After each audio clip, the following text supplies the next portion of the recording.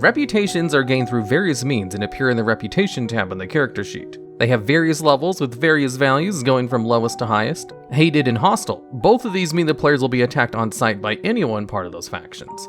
Next is unfriendly. You cannot interact with anyone in these factions.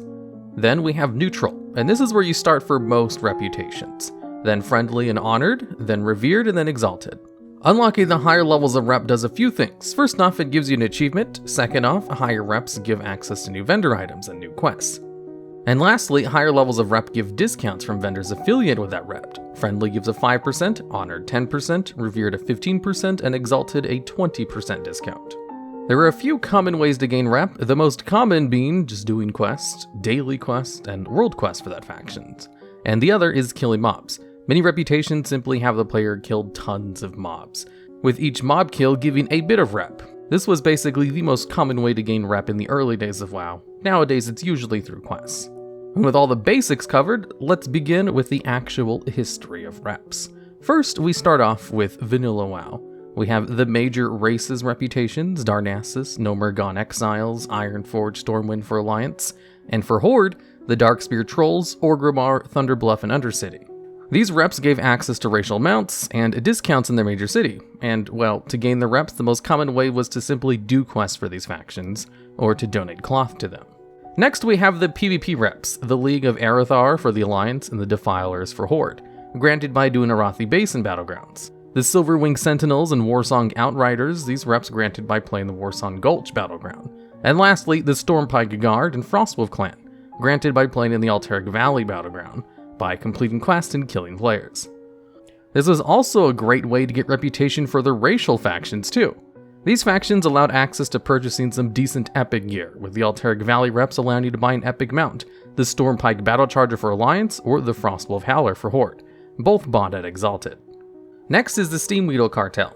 These goblin-based reps were gained at the same time, as most sources for gaining rep with them granted you rep with all of them, completing quests in goblin-based zones, like Stranglethorn and Ratchet. You could also gain rep with these factions by killing Bloodseer Buccaneers.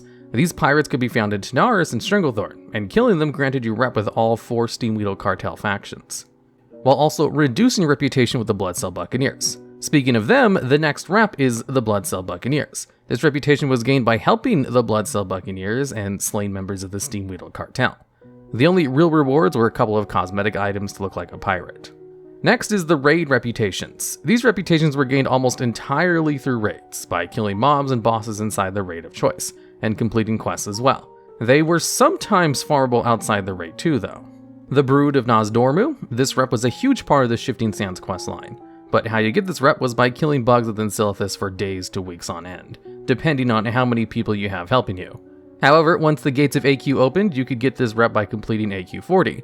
The main rewards were really just a ring you could upgrade as you gained rep, and was required to turn in your set tokens for AQ 40. Next is the Cenarian Circle. This rep comes from completing quests and killing Twilight mobs in Silithus, as well as doing Lunar Festival quests and killing mobs in AQ 20/40. This rep was used to earn rewards you needed to farm in Silithus, some quite good items too, like the Rock Fury Bracers.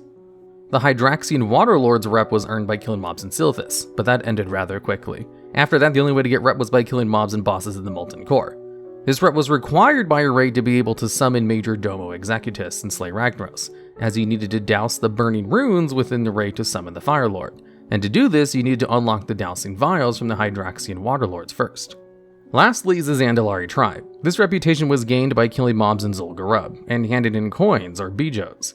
This rep was required to get a free necklace that would upgrade as you gain rep, while also being needed for your armor set for the raid, and to earn the right to purchase enchants from them. Next is the Other category. This includes the earlier mentioned Bloodcell Buccaneers, also includes the Darkmoon Fair. This reputation was gained by turn in rare quests, a couple of one-time quests, and also card decks. The only real benefits of this was discounts at purchasing goods there. Next was the Argent Dawn. This rep was gained by doing various undead dungeons, specifically those within the Eastern and Western Plaguelands. You could also gain even more rep by using Argent Dawn trinkets. These trinkets, while worn, allowed you to gather Scourge Stones from the undead in dungeons and out in the world, and turn them in for extra rep. This rep was used to purchase a couple of various things like enchants, but really the major thing was at the end of vanilla. With the introduction of Naxxramas, this rep was now obtainable through doing Naxxramas, but was also required to enter Naxxramas. Sort of.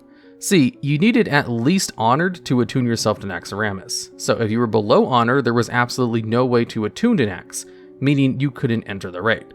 However, once you reached Honored, you would be told, if you want to attune to Naxxramas, you have to pay me 60 gold, 5 arcane crystals, 2 nexus crystals, and 1 righteous orb.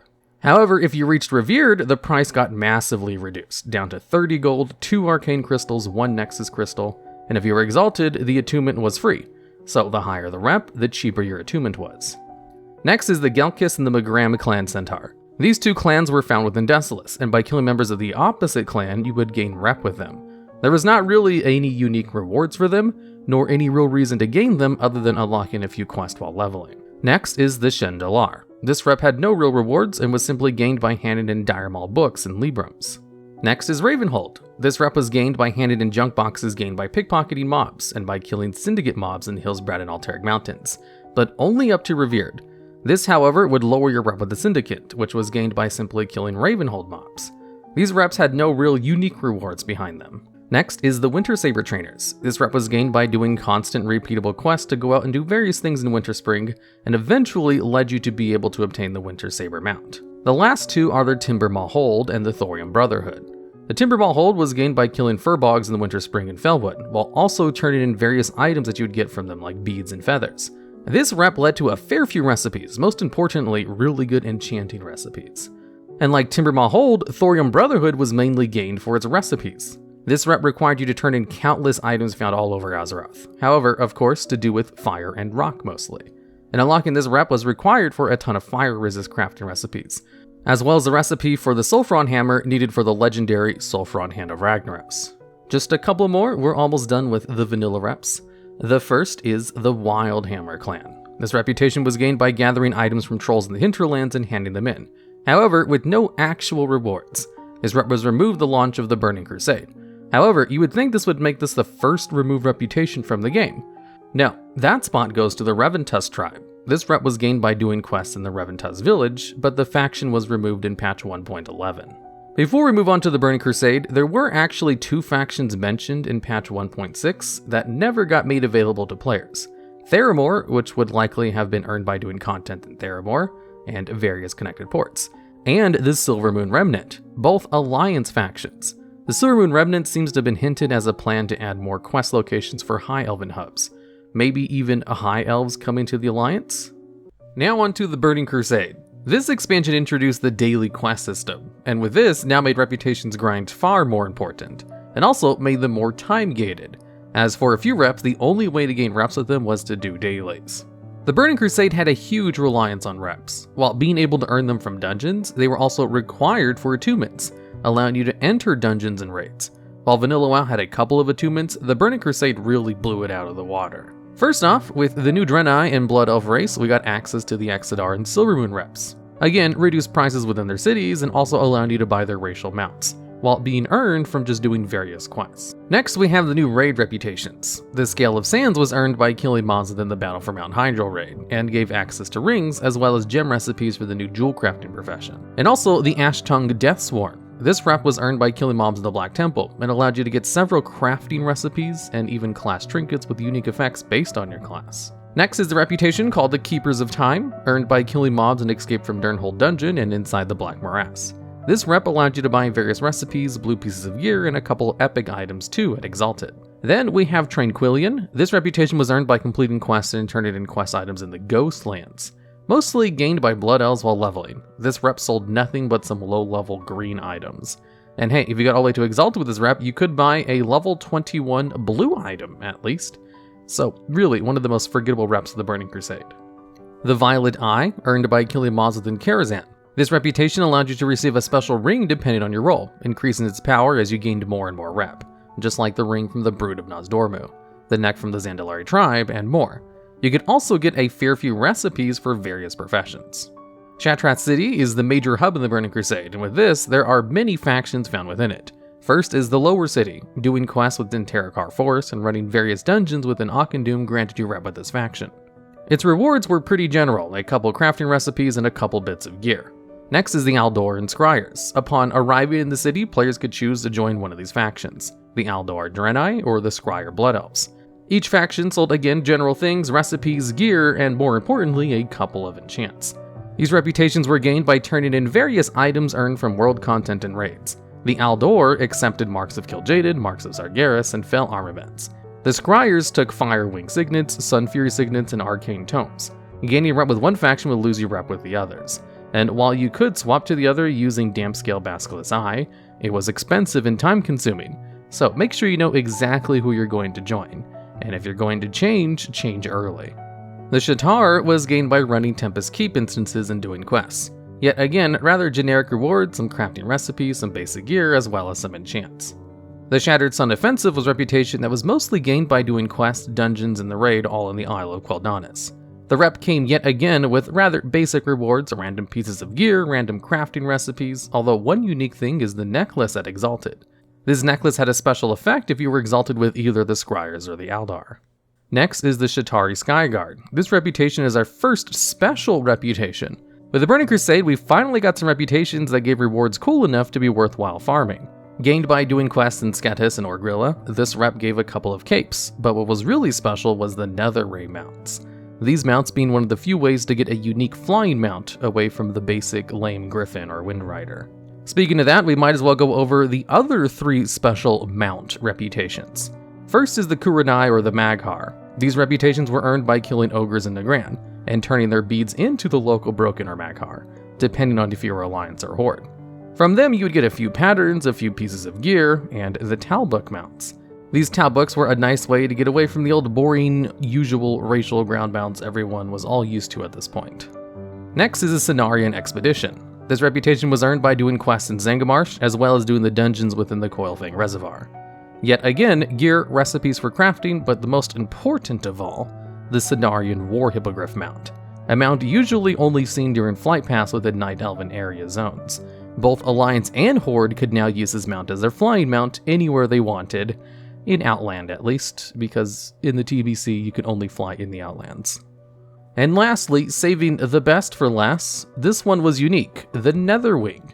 This reputation was earned with a long quest line within the Shadowmoon Valley, dailies and quest chains. You eventually would unlock this epic mix of dragon, shark, and magic, even earning the right to choose one of these mounts for free.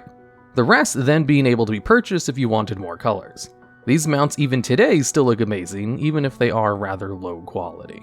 Now back to the more basic reputations. Honorhold / Thrallmar. These reputations were earned by doing content within the Hellfire Peninsula, as well as running instances within the Hellfire Citadel, and typical as usual, the rep rewards were pretty basic, some crafting recipes, some bits of gear, and a couple of enchants. Ogrilla. This reputation had many basic rewards, simply gear and consumables. However, what made this special was its currencies, including Apexis crystals and Apexis shards. These items were used for, and earned by, dailies in the Bladeheads Mountain, killing demons and playing Simon Says. This rep really was not well liked because it just took forever to grind. Although, you could find rare depleted items, and these items could be combined with Apexis shards to activate them, making them useful pieces of gear, and were bind on equip, so they could be sold on the auction house. Sporgar, by doing quests within Zangarmarsh for these mushroom folk and running Underbog, you could gain rep with this faction. And for going through the trouble, you could get a couple of crafting recipes and a couple pieces of gear. Although really, the biggest thing simply being the tiny Spore Rat pet, all purchased with the special currency glow caps found all over the zone. With the introduction of the micro holidays, there is one micro holiday around this reputation which allows you to grind it all the way to Exalted in one day if you simply participate in the event. Lastly, the Consortium. This reputation was earned by doing quests in various places of Outlands to do with Ethereals, as well as running the Mana Tombs dungeon. This rep was quite important for a reason we'll go over in a bit. But like most other reps, reward-wise it was super basic, crafting recipes and a few pieces of gear. Now, to go over the attunement part we spoke about earlier, we wanted to go over it all at once instead of going over each one of them individually. To unlock heroic dungeons, you needed to get revered reputation with specific reps, and these are Honorhold / Thrallmar for Hellfire Citadel, Cenarian Expedition for the Coilfang Reservoir, Lower City for Auchendoom, and Shatar for Tempest Keep, and the Keepers of Time for the Caverns of Time. Now that the heroic dungeons are unlocked, you would still need to do a few other things, including later needing to be honored with the Violent Hold to obtain the Blackened Urn questline required to summon Nightbane, which is one of the steps required to unlock Serpent Shrine Cavern. Luckily, that's it for the reps required for the insanely huge process of attuning to content in the Burning Crusade. Now we move on to Wrath of the Lich King. Of course, the biggest feature is the achievements, which added achievements for most of the old reps, including titles for getting specific ones, something we'll bring up later for you. First thing is the Argent Tournament. This new questing hub in Northrend had you becoming champions of your faction's races, allowing you to earn reputations for those factions and even buy special mounts, titles, pets, and more for becoming the champions of those factions. Next, we move on to the Frenzy Heart Tribe and the Oracles. These reps were found in the Shulzar Basin, and by doing dailies you can gain rep with one of them, as you would start with the Frenzy Heart, then switch over to the Oracles, and then eventually make a choice to join one of the two factions, becoming an enemy with the other. The Frenzy Heart had a couple bits of gear, some recipes, and a toy, but the Oracles, they were the real one everyone wanted, because they gave much in the same. However, they also sold an egg, that after a few days of being in your bag, could be opened for a chance at a pet, or the green proto-drake. And why was this important? Well, for one, proto-drakes are really cool, and two, this is one of the easier 310% mount speeds to obtain, because back in the Burning Crusade and Wrath, if you wanted to fly at 310 speed, you needed to find specific mounts that had that mount speed already. Then we have the Sons of Hador rep, which was found in the Storm Peaks. This rep is gained by doing daily quests or handed in scraps of metal found from rune dwarves in the zone. The items from this rep, yet again, basic, some bits of gear, some enchants, some recipes, but 2 mounts, the important one being the Grand Ice Mammoth, a 3-person ground mount. Wrath of the Lich King became the expansion to release the multiple person mounts. Knights of the Ebon Blade is a rep to do with the Death Knights, freed from the power of the Lich King, and by allying with these Death Knights and assisting them in dismantling the Lich King's forces, allow you to again, buy some bits of gear, some recipes, and some enchants. The Kaloak, these humanoid walruses could be found inside the Boran Tundra, Dragonspire, and the Howling Fjord, requiring you to do a daily quest in each zone every single day, or even compete in the weekly fishing contest at Northrend, sadly having been removed later on in the game. But hey, this rep gave some of the usual stuff, a few bits of gear, some crafting materials, a pet penguin, and also a couple of fishing items, like an epic fishing pole. Next is the Wyrmwester Court. Doing quests in Dragonblight and Caldera gave rep with this faction, this rep being required to buy gear, recipes, and also the Reigns of the Red Drake. Now onto the last 2 neutral reps of Wrath of the Lich King. First, the Ashen Verdict. This rep is gained by doing Icecrown Citadel, killing bosses and trash. Unlocking this rep gives progression towards a ring that with each rep level becomes stronger and stronger, much like the reps from the past expansions. This rep was also required for a ton of different recipes from the Icecrown Citadel vendor. Kirin Tor. This rep was gained by doing daily quests in Dalaran, some of them even being profession specific, like jewel crafting, cooking, and fishing. This allowed you to buy, yet again, recipes, gear, and enchants. Now onto the faction specific reps. First is the Silver Covenant and the Sun Reavers, the factions of High Elves and Blood Elves found in Dalaran and the Grand Crusade base in Northrend. This rep is gained by doing quests and daily quests in Northrend for the Argent Tournament, and is required to buy a few things, not just for the reps but from the others, also required to become champions of the other base factions. The 3 main things you can buy are the Steed or Hawkstrider, and a Hippogriff or Dragonhawk, and lastly a pet Shimmering Wormling. The Hippogriff, being Alliance only, was the second in-game Hippogriff mount. Now onto the Alliance Vanguard and the Horde Expedition. These reps were really more of a ton of reps combined together, so we'll go over them quickly. The special thing was that by gaining one of these reps, you got rep with the other respective parent faction. So, for example, the first is the Alliance Vanguard. As mentioned above, Silver Covenant, gaining rep with them also gave you rep with the Alliance Vanguard. Rep could even spill over to help you farm the other reps.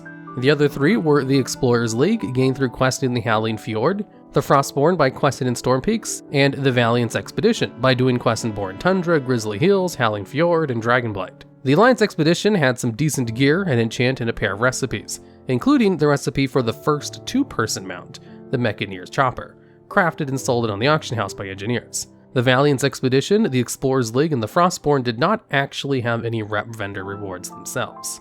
Now onto the Horde version, the Horde Expedition. Just like the Alliance Vanguard, it had 4 reps within it, the Sun Reavers, which had most of the rewards. It also had the Tonka, the Hand of Vengeance, and the Warsong Offensive. These 3 reps also have no real rewards, but the parent rep itself had some gear, an enchant, and a pair of recipes. Again, one of them, the special engineering mount recipe for the Mechanohawk, the Horde version of the Mechaneer's Chopper. Before we move on to the Cataclysm, there's one more thing to mention: tabards. Before Wrath, some reps had tabards that, well, they looked cool and showed you were exalted with that faction. However, with Wrath of the Lich Kings, tabards got a new use. Many of the Wrath tabards could be bought at friendly, and when equipped, mobs and bosses killed in heroic dungeons gave you a rep with that specific rep. And this is how many reps were best farmed in Wrath of the Lich King, but not all of them had them, of course. Then in Cataclysm, they introduced these tabards to many of the old reps, including all of the old racial reps, and the new Goblin and Worgen ones. Now, onto the full-fledged Cataclysm reps. First, we have the reps of Mount Hyjal. The Guardians of Hyjal rep was gained by doing quests in Mount Hyjal, mainly within the Molten Front, and was used to buy a caster head enchant, some blue and purple gear, and of course the tabard, as pretty much every single rep from now on has. Next is the Avengers of Hyjal. This rep was killed by killing bosses in Trash and Firelands, and this rep really sold nothing but some Firelands raiding gear. Next is the Deepholm reps. The Earthen Ring is gained by doing quests in Deepholm, Mount Hyjal, and Vashj'ir, although of course mainly Deepholm. Getting this rep allowed you to buy a tanking enchant, some blue gear, and purple gear. Then is Therazane, by doing quests in Deepholm while also killing Twilight Hammer cultists. Getting this rep allowed you to buy a lot of different enchants as well as a few rings. Then in Tol Barad we had the Baradin's Warden and Hellscream's Reach, the same faction but an Alliance and Horde version each. These vendors sold various enchants, consumables, gear, and a fair few toys, as well as some mounts, like the Drake of the West Wind and the Spectral Wolf or Spectral Horse, depending on your faction. And you gain rep for them by doing dailies with Tol Barad, the open world zone, and the open world battleground section of it. Next, we have the next set of faction-specific reps, the Dragonmaw clan and the Wildhammer clan, Horde and Alliance respectively. These reps were gained by doing quests in the Twilight Highlands and reward players with access to a couple bits of gear and enchants for strength users. And last, we have the Ramkehen tribe. This rep, situated in Uldum, was gained by doing dailies both one time and repeatable there. Players who gained rep with this faction were able to buy an agility enchant with it, as well as a fair bit of gear, and the brown riding camel and the tan riding camel mounts. After the destruction of the Cataclysm, we move on to the lands of Pandaria, and with that, a few new reps, as well as a few new rep systems. First off, a new type of rep called Best Friendship. His reputation is usually with a singular character instead of an entire faction, and only has a few ranks with different values, far different than the usual friendly, honored, revered, exalted seen usually. The second major thing is once the player gained Revere with most of these reps found in Pandaria, they could buy a token that, once used, gave characters on their accounts 50% bonus rep with that faction from all future content. This not only made it easier to get reps with alts, as rep was required to buy a lot of endgame gear in Pandaria, as the currency valor was spent on this rep gear, it also made it so you gained exalted status 50% faster than normal. Third and final is the Zandalari Warbringers. Added with patch 5.2, each of the coastal zones of the Pandaria you could find Zandalari rares at specific locations that, once killed, could drop insignias for many different Pandaria basic reps. These could be mailed to alts and was a great way to passively gain rep for yourself and your alts, while also killing rares for a chance at mounts and many resources. Most of the reps in Pandaria were neutral, but there are a few factions-based ones, so we'll go over those ones first. The Kirin Tor Offensive and the Sunreaver Onslaught were the Silver Covenants and Sunreaver forces that set up bases on the shores of the Thunder Isles. These reps could be gained by doing either PvE or PvP content on the island, and was quite a cool rep overall, with rewards like the Direhorn mounts, banner toys, and gear. Then we have the Operation Shield Wall and Dominance Offensive. These reps were gained by doing daily quests and even world PvP, as well as some unique quest lines to do with factions fighting each other all over the Krasarang Wilds. The rewards were a lot of good gear, some toys, and the unique Grand Armored Griffin and the Wyvern. These being up-resed versions of the Griffin and Wyvern, bringing the typical flying mounts into the new decade. And last for the faction-specific are the Pearlfin Jinyu for the Alliance and the Forest Hosen for the Horde. As the factions arrived in the Jade Forest, they recruited these races to help them. Sadly, the first possible allied races that were ever hinted at in BfA, but never came to be. These factions really had nothing special reward-wise, just a fishy pet and a couple of weapons. Now onto the neutral reps. First is the Anglers. This rep was gained by fishing up 3 rare fish, each being found in very specific locations. This rep is what allowed players to get the Azure Water Strider, the water walking mount that has its own entire story we could go over in its own video, as well as a couple of cooking recipes, pets, fishing poles, and fishing accessories, including a book that allowed you to instantly level up your alt's fishing levels. On top of this, Nat Pagal has one of those new friendship reps, which by leveling your friendship with him allows you to get Nat Hat, a fishing hat. Next rep is the August Celestial. This rep was gained by being sent to one of the 4 Celestial temples and doing dailies for them, giving you crafting recipes and the Thunder August Cloud Serpent. It also gave a coin called the Celestial Offering that granted the player a buff while it was in their bag, so as long as you were near a temple. the buff being based on which temple you were near. Next, we have the Golden Lotus. This rep was originally gained by just doing daily quests. However, with the destruction of the Veil by Garrosh, many of the dailies were lost, now allowing players to do a couple of things to gain rep. First, going around and killing mobs. Second, search for hidden treasures containing rep items. And your reward for maxing this rep was a fair few crafting recipes, a unique CC trinket, and a few crane mounts. The Regal, Azure, and Golden Riding Cranes to be exact. The Hojin Pandaren and the Tushui Pandaren. These reps act as the racial reps for the Pandaren, for the Horde and Alliance factions of the Pandaren. These reps are gained by doing quests and rewards wearing their tabards. Unlocking them gives a few basic things like their racial mounts. Next, we have the Calaxi, a faction gained by doing long quest lines, as well as dailies and handing in dread shards found from mobs. This faction allowed players to buy massive amounts of blacksmithing recipes, as well as a few amber-based weapons, and the most unique reward being an amber scorpion. Now onto the Lore Walkers. This rep is gained by flying to specific locations around Pandaria and collecting lost scrolls. By turning all of these in, you are guaranteed to Exalted. And for this, you are granted a ton of items available at the vendor to do with archaeology, and even a mount, the Disc of the Red Flying Cloud, letting you fly around on a disc floating above a cloud. The Order of the Cloud Serpent is gained by doing dailies for the Serpent Masters, just like the Netherwing and Winter Sabers. But just like the Netherwing, you can speed this up by flying around searching for serpent eggs to hand in for extra rep. The player can then buy a couple of recipes for jewel crafting mounts, the Jeweled Panthers, a couple pet toys, and raise their own Cloud Serpent to unlock a Golden, Azure, and Jade Serpent. Next is Emperor Xiao Hao. This rep is gained by doing literally anything and everything on the Timeless Isle, killing mobs, handing in quests, everything. And for doing this, the main rewards are gear, a trinket to teleport there, some toys, and the reins of the Heavenly Golden Cloud Serpent. Shadowpan, which is gained from specific quest hubs, which even allowed you to bring a companion to help you do your dailies, had you dealing with the Yungol and the Mantid, all to gain rewards like crafting recipes, some replica Shadowpan hats, and the Shadowpan mounts, coming in red, blue, and green armor plating. The Shadowpan Assault, another rep to do with the Shadowpan, is gained by doing content in the Isle of Thunder, clearing bosses and trash within the raid, or doing a weekly Dungeon Delve event within the Vault of the Thunder King. This vendor sells really nothing special other than a ton of gear.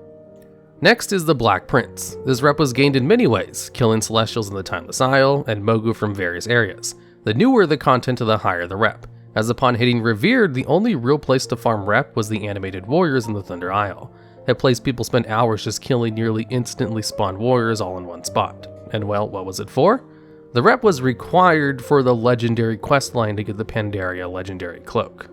And lastly, we end on the Tillers. This rep allowed you to buy many cooking items, some toys, and seeds for your farm.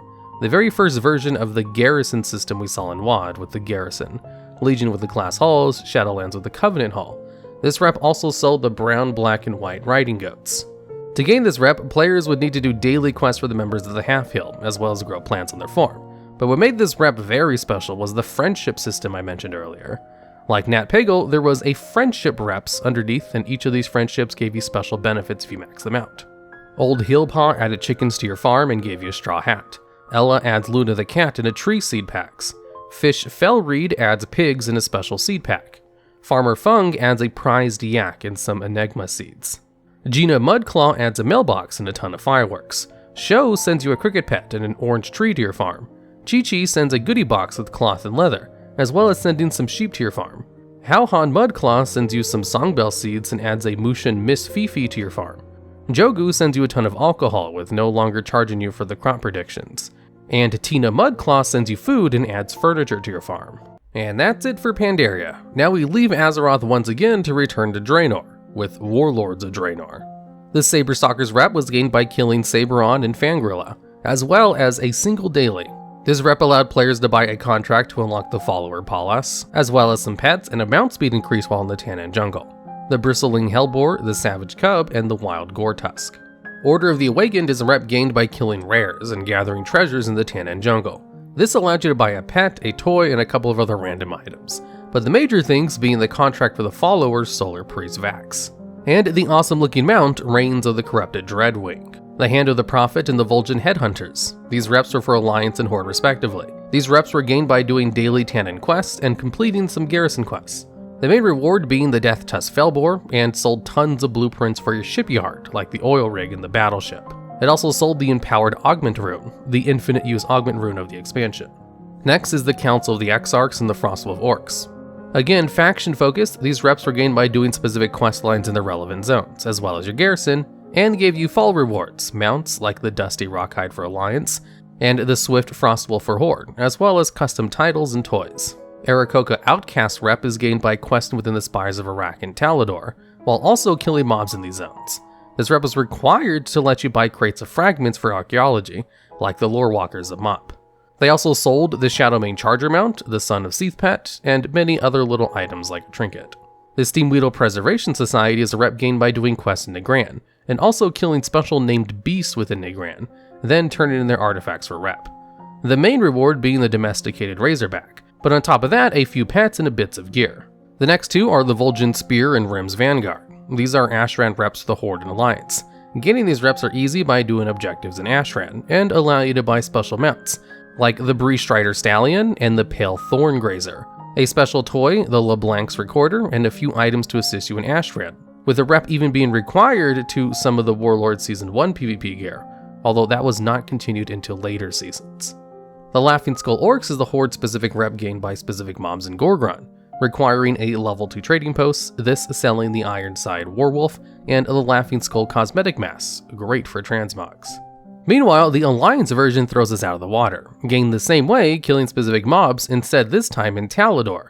This allows you to buy the entire Shatari defense armor set, as well as the armored Iron Tusk mount.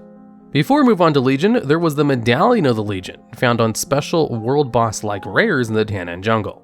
They could even be sold at the auction house, and used to give you 1000 rep in the following reps shown on screen. Okay, but before we move on to the next one, we have to talk about the bodyguards. These garrison followers could be found out in the world, and if you had your barracks at level 2, allowing you to have a bodyguard out in the world with you. These bodyguards could be leveled by killing enemies, giving them 10 rep per kill. And by reaching ranks, you would get new quests, and these quests would unlock new ranks for the bodyguards, giving them special effects to summon your party/raid members to your location, summon a portal to your garrison, summon a command table anywhere you wanted, summon a portable mailbox, and summon a follower who could repair your gear. Now we go to Legion. With the introduction of world quests, we rely far less on dailies, and far less on just killing mobs. We also get introduced to Paragon caches. See, once players got to Exalted, they could now continue gaining rep after that point, and if they got 10,000, they would get a cache, which inside could contain unique items. Now, there are two types of reps. We will call them Emissary Reps and Special Reps. That will pretty much cover every expansion from now on. Emissary Reps are gained in a couple of ways. First off, doing quests specific to their zone. Second is to do world quests to do with that faction in their zone. Third is to wait until an emissary spawns. Every day an emissary will spawn and will stay up for 3 days, so you can have up to 3 at once, and these vary in what you need to do. In Legion, they were to simply do 3 to 4 world quests to do with that faction, but come Shadowlands, that was entirely changed. And by simply doing world quests associated to the rep during that emissary, and then handing it in, it would give you a massive chunk of rep afterwards. Or you can get a bit of rep for doing them in the Order Hall missions. So, onto the reps themselves. The Nightfallen were a special rep found in Siramar, with their own massive questline, even required for attunements to the Siramar dungeons. This vendor sold a boon that allowed you to get mana crystals on kills, as well as a few bit of gears and crafting recipes, and even the treasure map, putting hidden treasures in the zone on the map, something all the reps have. Their Paragon cache contained the ley woven flying carpet. Valajar, situated in Stormheim, they had a couple rewards including the usual recipes, items, toys, pets, and a treasure map, but they also had part of the hidden skin for the holy artifact. Their Paragon cache had a chance at the Valajar Stormwing. Next is the Wardens, their world quests being linked to PvP as well, and again, pets, toys, recipes, etc.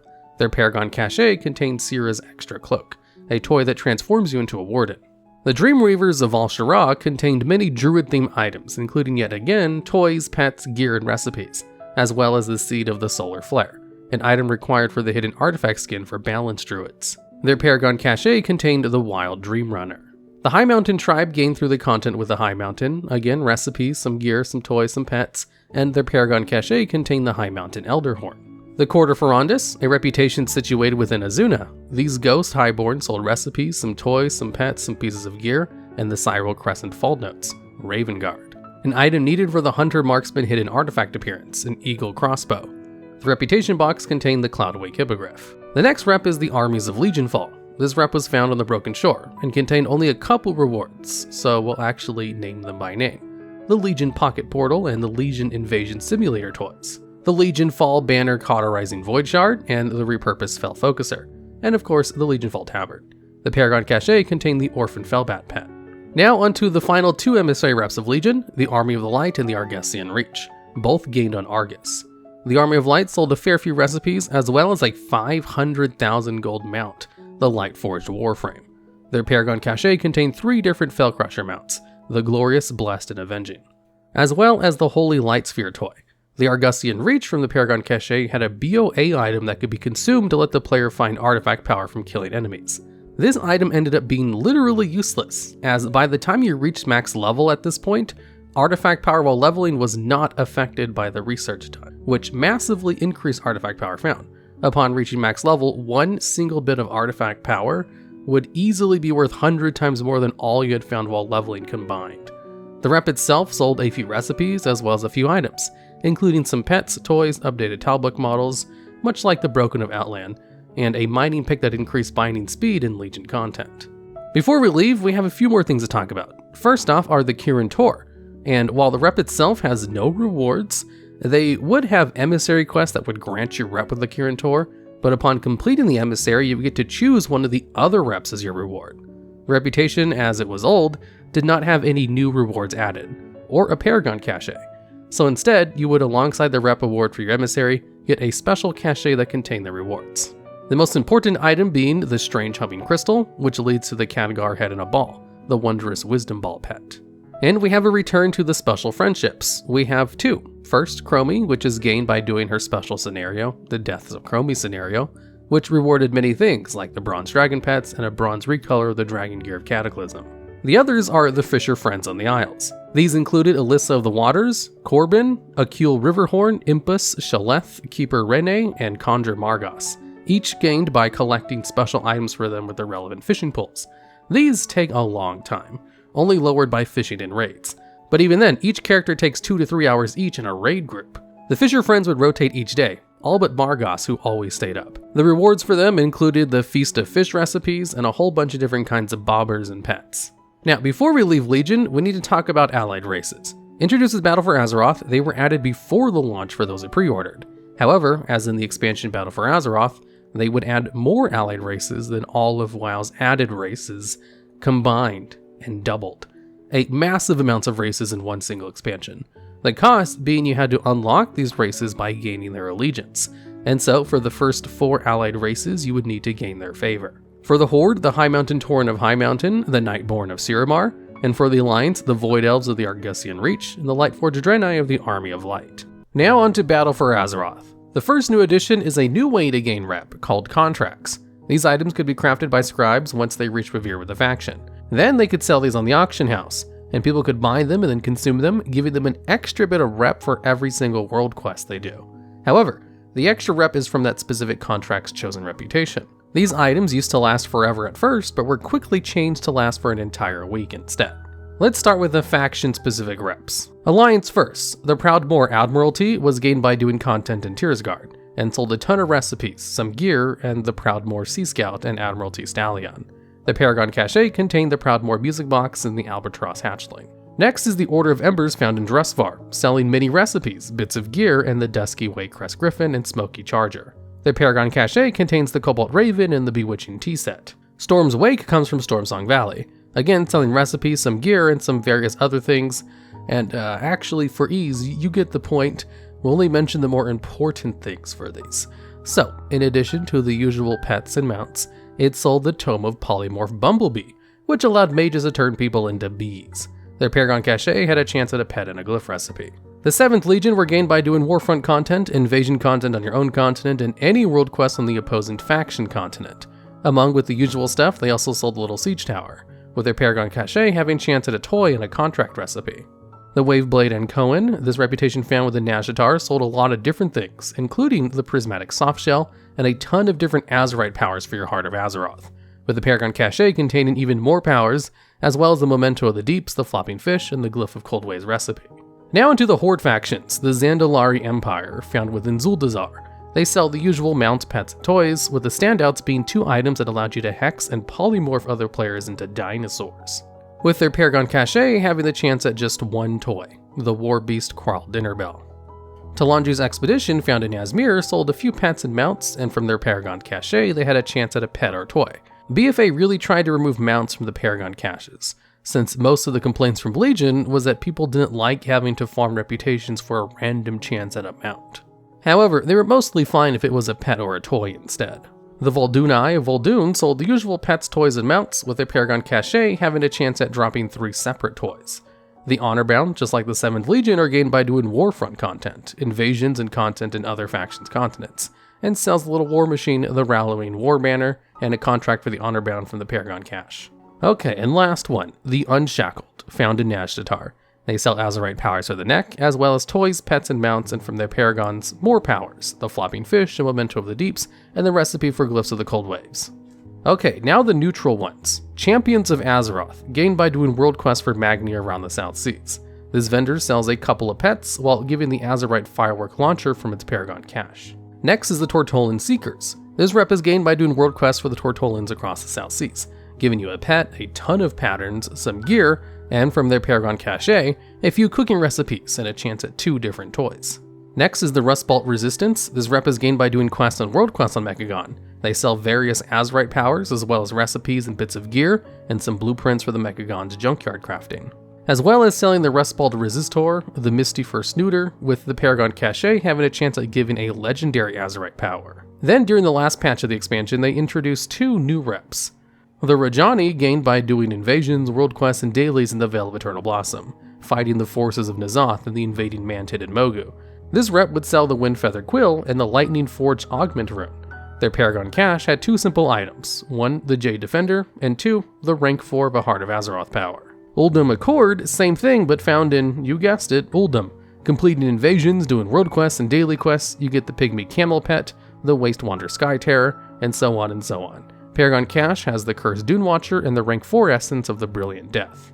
Now, before we go on to the final expansion so far, TM, we've got the Honeyback Hive. This rep for Alliance only is farmed by gathering honey along Stormsong Valley, allowing you to buy various things to make the rest of your farming easier. You could farm this yourself or even buy them off the auction house. Before Shadowlands, we have one more thing to talk about. More allied races. They added 6 more allied races. First, the Dark Iron Doors for Alliance and the Magheart Orc for Horde. These factions are recruited by gaining rep and doing quests with the 7th Legion and Honorbound.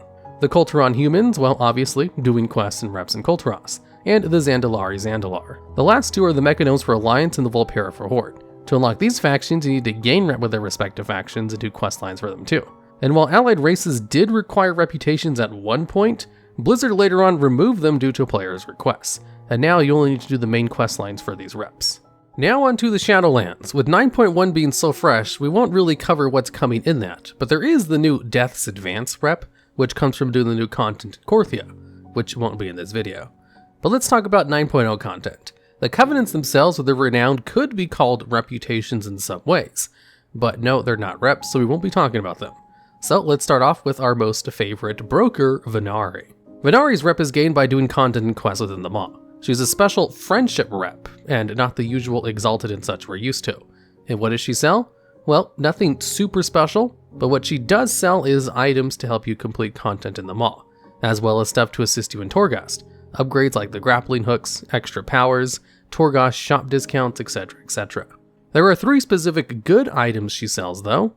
The Spatial Realignment Apparatus, which allows you to add a gem socket to a few pieces of gear for Stygia costs.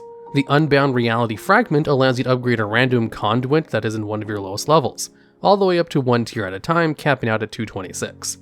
And lastly is the Memory of the Jailer's Eye, a legendary power you can add to one of your crafted legendaries. Now let's go faction by faction based on what zone they're from.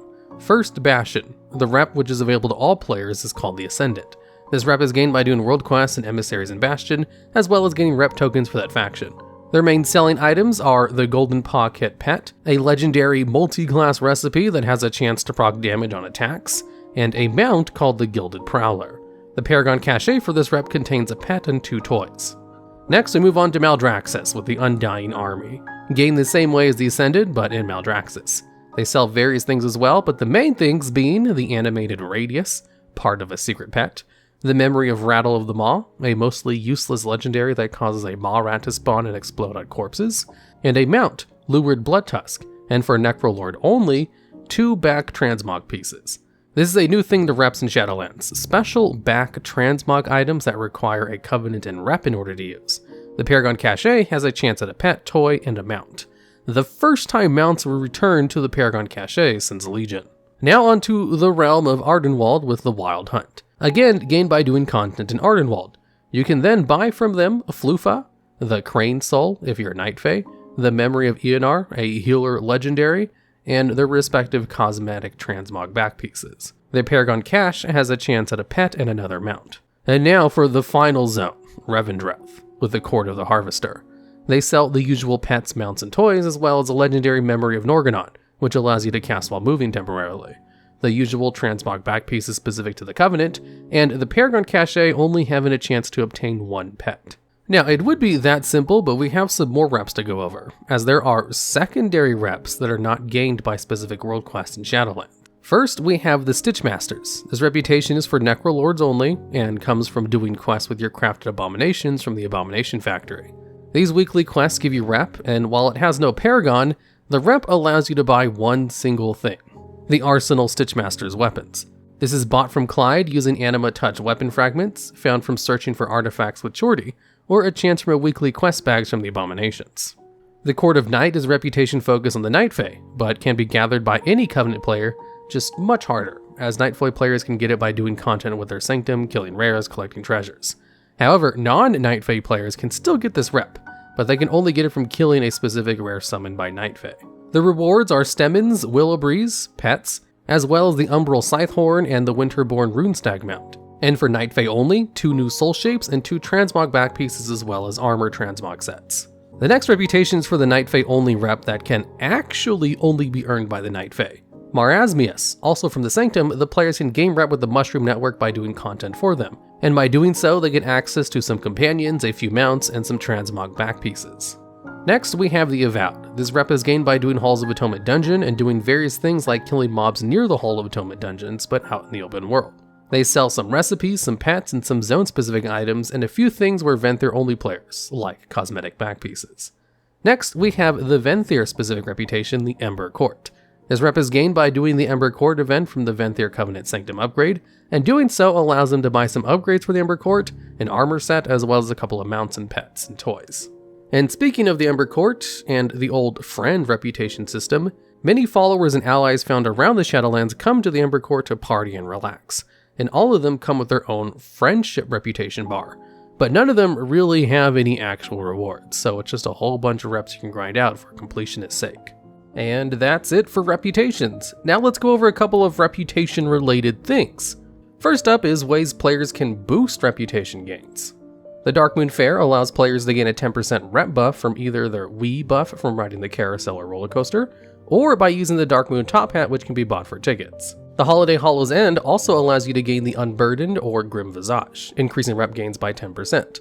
Or if you play during Pilgrim's Bounty, you gain a 10% bonus rep with Spirit of Sharing. The level 3 trading post gives the players an additional 20% extra Draenor rep.